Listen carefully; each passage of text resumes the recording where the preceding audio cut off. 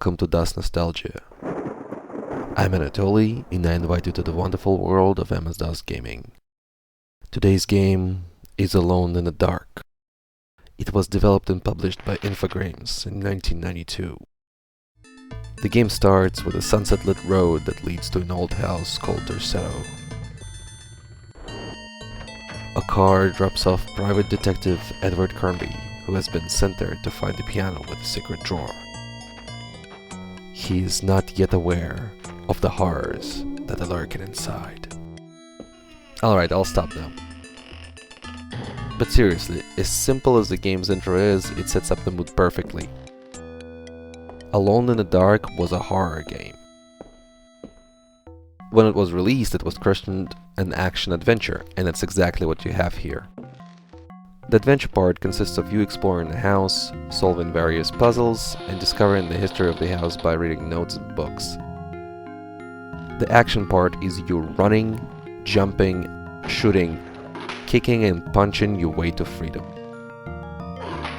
Let's take a closer look at those elements. While exploring the house, you'll collect a decent amount of items. You're always prompted if you want to take a found object or leave it where it is. The Enter key brings up an inventory menu with all the items you're currently carrying and possible actions you can perform with them.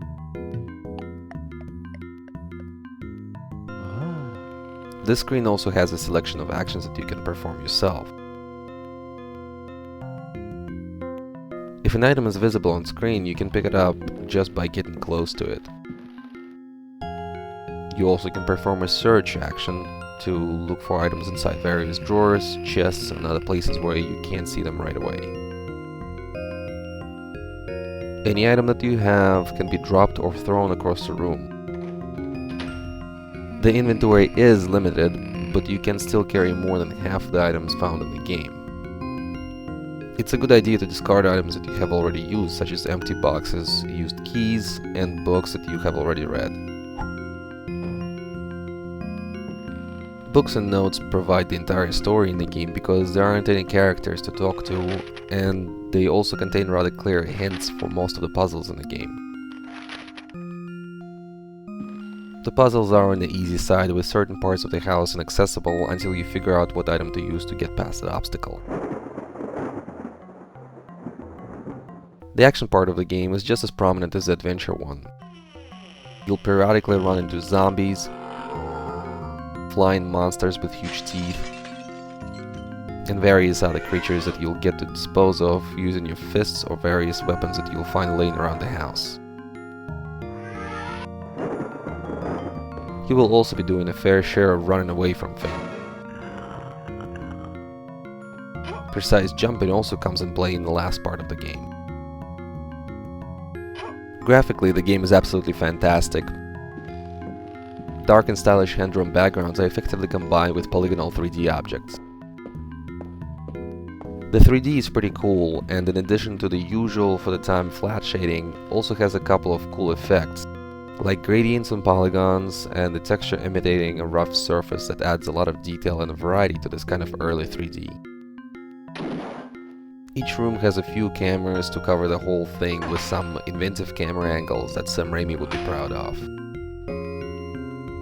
The art style itself is fantastic, and combined with creative camera placement enhances the feeling of dread that you get when playing the game. The sound is a bit sparse, but it gets the job done. What you'll hear the most is your footsteps on various surfaces. However, a well-placed laugh, a monster growl, or a string cue that alerts you of upcoming danger is almost guaranteed to scare the crap out of you. The music for the ad-lib card is wonderful. It fits perfectly with the style of the game, even without trying to be overly scary. You'll also get to play a few classical pieces on the record player in the game. Overall, it's one of my favorite soundtracks for the ad-lib. The controls are simple. You walk around with the arrow keys, the Enter key brings up the inventory window, and the Space key will carry out a selected action. When you're using a weapon, holding space will aim and pressing up arrow will fire. In the fighting mode, hold space and press left and right to perform different punches and press up to kick. But enough about the technical stuff.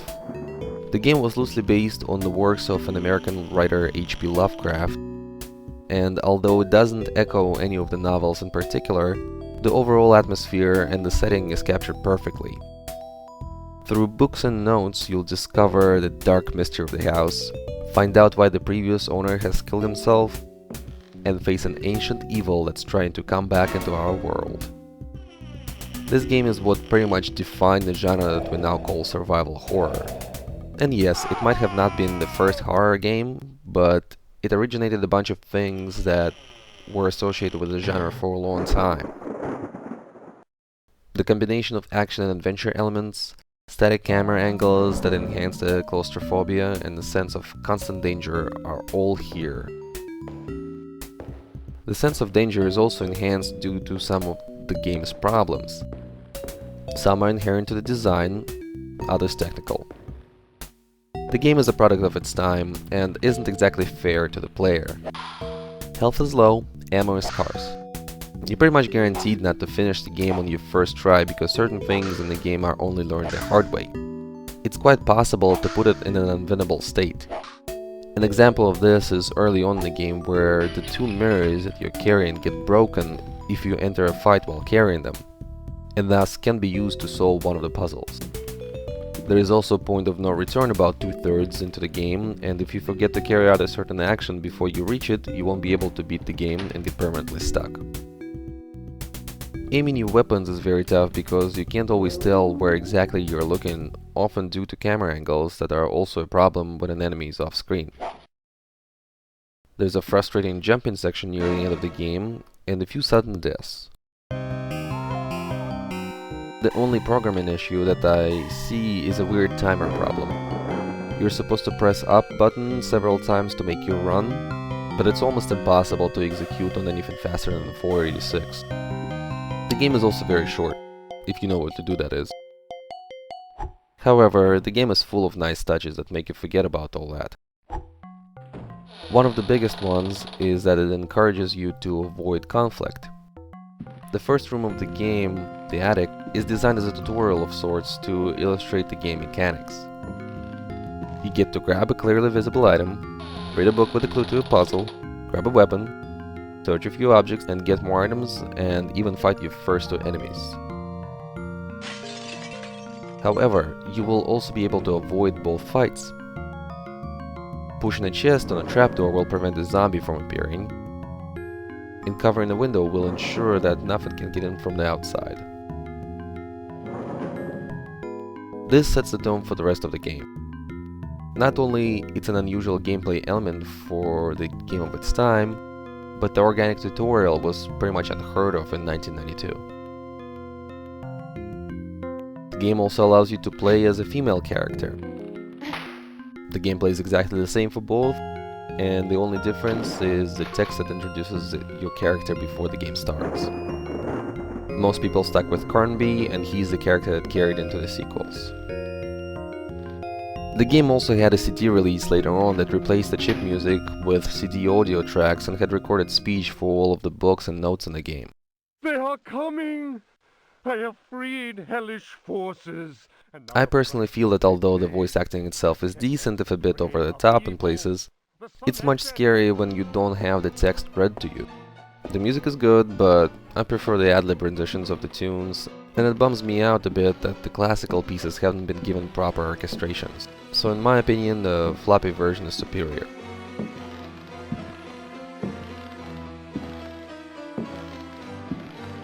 I have a very strong personal connection with this game. It's one of my favorite games of all time. I love its atmosphere. All the elements just come together. The game does a very good job at keeping the suspense, and there is a sense of isolation and uneasiness throughout. As a horror film lover, I can't enjoy that enough. However, the biggest part of my connection with this game is its origin. When I was playing it as a kid, I was consulting a Russian hintbook compilation that had translations of all the letters and books in the game, as well as a little piece on H.P. Lovecraft. I loved the style and went to several libraries trying to find any of Lovecraft's work translated into Russian. There weren't many at the time, but what I did get to read back then really got me. Almost immediately, Lovecraft became one of my favorite writers, and it's still the case to this day. Because of the very Lovecraftian atmosphere, I still enjoy playing through this game, even though by now it's not the same shaky hands looking over your shoulder experience like it used to be. If you haven't played it, I encourage you to do so. You can pick it up on Good Old Games for a very reasonable price, and you will also get 2 superior in some aspects and inferior in others sequels as a bonus. And this is it for this episode of Das Nostalgia. Follow me on Twitter at DasNostalgic. Join the official Facebook page at facebook.com/DasNostalgia. I'm Anatoly. See you next time, and thank you for watching.